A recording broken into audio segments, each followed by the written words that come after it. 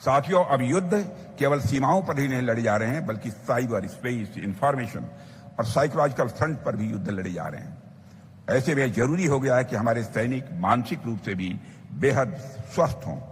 हमारे सैनिक सिर्फ युद्ध कौशल में ही निपुण न हों, बल्कि इसके साथ साथ मानसिक स्थिरता और आत्मिक सशक्तिकरण में भी वह उतने ही निपुण हों।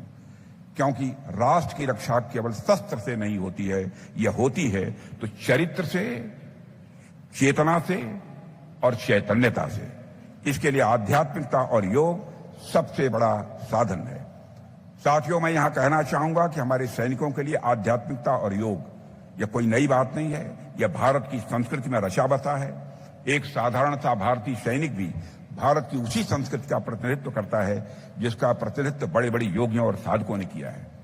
हमारे सैनिक वार क्राई में मां भवानी का नाम लेते हैं और महादेव का नाम लेते हैं, उनका उद्घोष करते हैं। हमारे सैनिक गुरुवाणी के पद गाते हैं। मां भवानी, महादेव या फिर हमारे सभी गुरु योगी के ही एक रूप हैं।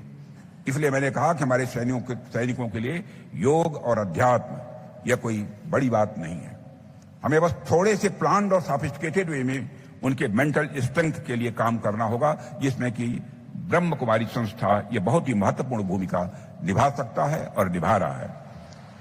ऐसे में यह हम सबके लिए बड़ी प्रसन्नता की बात है। ब्रह्म कुमारी संस्था हमारे सैनिकों के मानसिक स्वास्थ्य के लिए पूरे निस्वार्थ भाव से काम कर रहा है।